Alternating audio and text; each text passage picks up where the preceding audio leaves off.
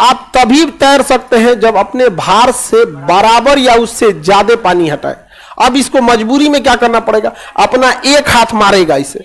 एक बात बताइए, एक हाथ जब मारेगा तो यहां से यहां तक के बीच में पानी को खाली करेगा, तो कम से कम 10-15 केजी पानी खाली कर देगा कि नहीं? अरे एक जग पानी 2 लीटर का 2 केजी होता है। लीटर और केजी का भार लगभग बराबर होता है, अप्रोक्स बराबर होते हैं सर। 10 मतलब 30-40 ग्राम का अंतर आता है, इससे ज्यादा नहीं। तो 1 केजी पानी और 1 किलो पानी लगभग क्या आएगा, सेम आता है, बहुत ज्यादा का अंतर नहीं आता है। तो ये बताइए, अगर हम हाथ मारते हैं एक ठो से तो 8-10 केजी पानी हटा देंगे कि नहीं हटा देंगे? ऐसा हटा देंगे। अगर नहीं फील होता है तो तालाब में जाइएगा, एक बार ऐसे पानी मारिएगा, देखिएगा कितना पानी हटा देते हैं। तो पानी हटा देंगे कि नहीं हटा देंगे? हटा देंगे। तो कुछ पानी और हटेगा, फिर दूसरा हाथ मारेंगे, कुछ पानी और हटेगा, पैर मारेंगे, कुछ और हटेगा, दूसरा पैर मारेंगे, कुछ और हटेगा। हटेगा कि नहीं हटेगा? ऐसे करके मारेंगे तो हटेगा कि नहीं हटेगा? तो मान के चलिए एक हाथ से 10 केजी हटाया, तो दूसरे हाथ से भी 10, पैर से 15, इस पैर से भी 15, तो दोनों हाथ मिला के 10 + 10, ये हाथ हो गया। अब पैर से 15 + 15 कितना हो गया? ये हो गया 30, 20, 50, 30, 20, 50, और ये 75 हटाया। अब ये ससुरा डूबे करेगा, ये 75 केजी हटाया, अब ये डूबे करेगा। यही वजह है कि हम पानी में जाने के बाद तैरने में बहुत टाइम लगता है। पानी में जाने के बाद तैरने में अभी भी इसको कितना करना है, 5, अभी भी इसको 5, तो गर्दनवा ऊपर नीचे करेगा। इसे गर्दन भी पानी में ऐसे ऊपर नीचे किया जाता है, देखिए गर्दन। तो जब गर्दन ऊपर नीचे करेंगे तो ये तो ससुरा अकेले इतना बड़का एगो बाल्टी है। गर्दन समझिए ना, बाल्टी बराबर है कि नहीं? एक बार ऊपर नीचे किया तो एक बाल्टी बराबर पानी हटा दिया। अगर पानी गर्दन या कंधा और गर्दन की मदद से 5 केजी और हटा दिया, काम बन गया कि नहीं बन गया? तैर जाएगा। यही रीजन है कि जो जलीय जीव होते हैं उनके उंगलियों के बीच में मांस होता है। बत्तख को देखिएगा, बत्तख देखे हैं, उनमें उंगलियां नहीं होती है, उंगलियों के बीच में फ्लैप होता है, देखे मांस भरा होता है। क्यों? क्योंकि जब हम ऐसे हाथ से पानी हटाते हैं ना तो कुछ पानी इधर इधर से निकल जाता है। तो उसका बाय नेचुरल बत्तख का ऐसा बनाया जाता है कि ज्यादा से ज्यादा पानी को क्या कर सके, हटा सके, ज्यादा से ज्यादा पानी को हटा सके। और जब ज्यादा से ज्यादा पानी हटाएगा तो अपने भार से ज्यादा पानी हटाएगा। तो जब आप तैरने जाते हैं तो यही कंडीशन हो जाता है कि आप रहते हैं 80 केजी का, अब पानी हटता है 70 से 75, आप हो जाते हैं, डूब जाते हैं। और कहते हैं अतनी से तैर गए थे हम। धीरे धीरे प्रैक्टिस करने से आपको हाथों का एंगल समझ में आएगा कि ऐसे कर रहे थे तो पानी कम हट रहा था और ऐसे कर रहे थे तो पानी ज्यादा हट रहा था। तो 10-15 दिन जब प्रैक्टिस करने लगेंगे ना तब समझ में आएगा कि पानी हटाने के लिए हथवा धीरे धीरे मारना है। नहीं तो ऐसा शुरुआती तैराकिया रहेगा ना, घिंगोर देगा पनिया, वहां भंवर धारा उत्पन्न कर देगा। अब धीरे धीरे जब 8 दिन 10 दिन तालाब में जाएगा तो उसे आर्किमिडीज का सिद्धांत पता चलेगा कि तैरने में कुछ नहीं करना है, जितना हम भारी हैं उतना पानी हटा देना, उतना पानी हटा देना। तो आराम से तब मारेगा, ऐसे खूब जोर से नहीं मारेगा, आराम से मारेगा ऐसे कि पूरा लंबा पानी हटे। इसलिए देखिएगा तैराक जो होते हैं सब ना 180 डिग्री हाथवा घुमाते हैं, यहां से पचाक से मारेगा पूरा नीचे तक ले जाएगा। यहाँ पे समझ में आएगा, नौसिया रहेगा, ऊपर ही ऊपर मारेगा, अरे डूब जाए तो रे भाई बचा लियो, नहीं समझ आया। धीरे धीरे धीरे उसको जब समझ में आएगा कि हमें कुछ नहीं करना है, जितना हम भारी है उतना पानी हटाना। समझ में आ गया कि नहीं? और भी तरीका है हटाने के लिए, पानी जितना आप भारी है उतना पानी हटाने के लिए कई तरीके हो सकते हैं। जैसे देखिए हम जितना एरिया है इतना तो घूम रहे हैं, एक काम करते हैं, एक ऐसा चीज अपने साथ बांध लेते हैं ना जिससे मेरा एरिया बढ़ जाए, ऐसा चीज बांध ले जिससे एरिया बढ़ जाए, लेकिन वो पानी ना सोखे। मैं तो सोचा पानी सोख लेगा तो हमसे बंध जाएगा, मेरा टोटल वेट क्या हो जाएगा, बढ़ जाएगा। तो अगर हम एक गद्दा बांध ले, वाटरप्रूफ गद्दा, ट्यूब या टायर, ट्यूब या टायर, तो हमारा एरिया बढ़ा देगा। तो जो हाथ हटा, हम भांज के हाथ पानी हटा रहे थे वो ट्यूब बांध लेंगे तो एरिया ज्यादा हो जाएगा। तो हमारा डूबा हुआ शरीर कुछ पानी हटाएगा और कुछ ट्यूब टायर जो बांध लिए हैं या वाटरप्रूफ गद्दा बांध लिए हैं या हवा भर के कुछ बांध लिए हैं तो उससे क्या होगा, हटा देगा।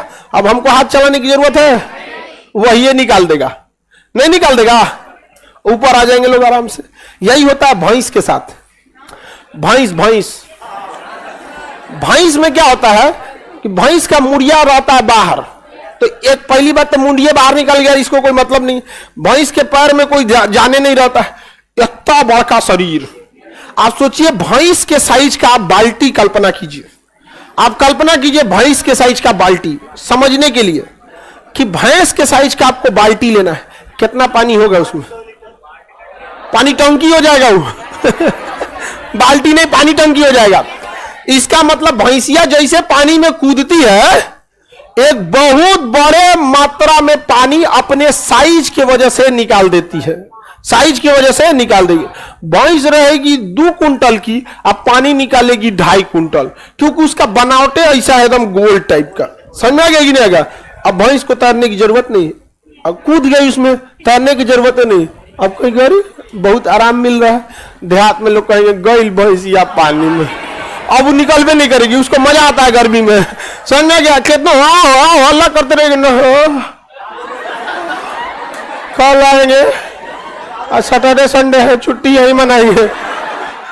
कम दिमाग की होती है सब भाई, सब बहुत लेकिन सीधा होती है सब। वो तो बस खाने से मतलब रहता है।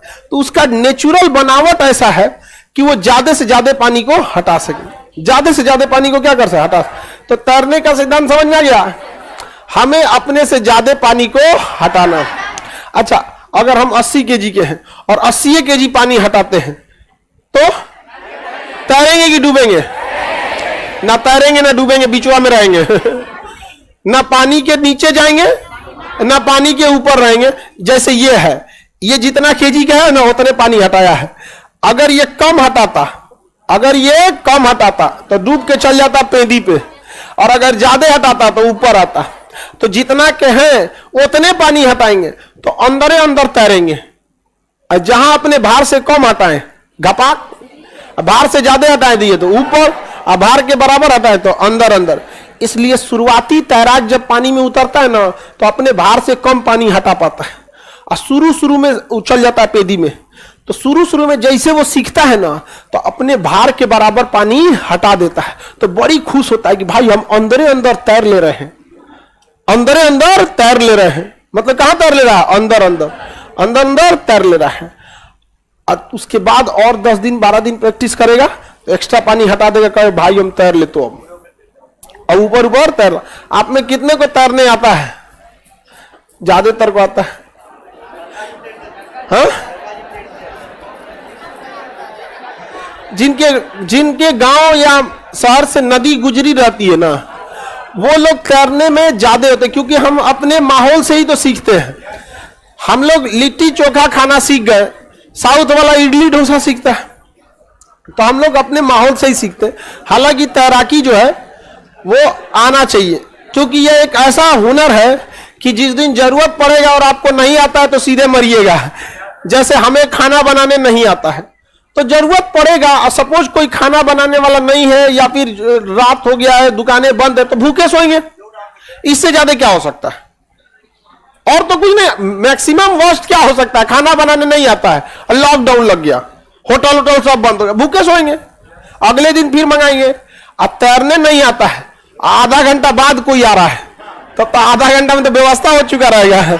इसलिए ये एक ऐसा गुण है, ये आपको आना चाहिए, क्योंकि जिस दिन आपको इसकी जरूरत पड़ी और आपको नहीं आता है तो फिर आपको कोई दूसरा उठा के लेके जाएगा। समझ में आ गया? सबको ये तैरना आना चाहिए। खैर लड़की लोग को नहीं आता है तो लड़की लोग जाइए, बहुत कम लड़की जानती है। अमूमन घर के लिए लड़की सबको बाहर और निकलने कम देते हैं लोग, तो कहां से तैरेगी वो? समझ में ना, उसको निकलने ही कितना देते हैं लोग, तैरे रहेगी उतना। हमारी दादी बुढ़ापा में बहुत तेज तैर लेती थी। हाँ, मेरी दादी का गांव, मेरी दादी जहां की थी एकदम खतरनाक गांव था। मतलब हम ये सोचते हैं कि जब दादी रही होंगी तो ये गांव तो एकदम जंगल रहा होगा, अभी भी अजीब गांव है वहां से। वो गांव में मतलब समझिए, उस गांव में वो खस्सी लाया गया था। खस्सी समझते हैं? उस गांव से एक तंदुरुस्त खस्सी था, तो एक आदमी हमारे मोहल्ले के थे, दादी के यहाँ गए थे तो कहे कि खस्सी हम लेते जाते हैं। उस सोचा खस्सी इतना उजड़ गांव का था ना कि कभी ट्रक व्रक का हॉर्न नहीं सुना था। छत्ते पे खा रहा था कुछ, ट्रक वाला हॉर्न मारा ना तो कूद गया नीचे। बाप रे कौन सी मार दिया रे हॉर्न यहाँ पे। शहर का वाला सुना रहता है सब, यहाँ पे वो कभी नहीं सुना था। शहर में आके कंफ्यूजन हो गया, अरे यार कहाँ ले आ दिया हमको म्यूजियम में। तो गांव वगैरह में जो रहते हैं उनको तैरने अच्छा से आता है। तैरना दो हुनर ऐसा है जो आप कभी नहीं भूलेंगे, साइकिल चलाना और तैरना। अगर आप एक बार सीख लेंगे ना, लाइफ में कभी मिलेगा चला देंगे साइकिल। बस शुरुआते में दिक्कत होता है। आइए को तो सोचो बीचवा में घुस के ऐसे चलाता है तो तू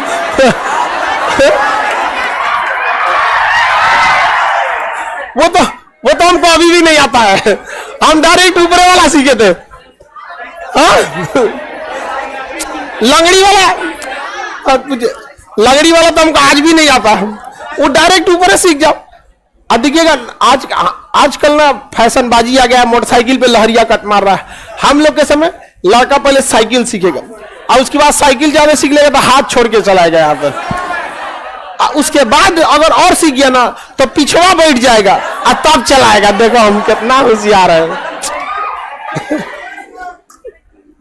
तो आप लोग को तैरना आना चाहिए। अब ध्यान से समझिए, इतना तो समझ में, अगर कोई अपने भार से कम पानी हटाया तो डूब के जाएगा पेंदी में। अपने भार के बराबर आता है तो डूबे हुए तैरेगा। भार से ज्यादा पानी हटाया ऊपर उठ के तैरेगा।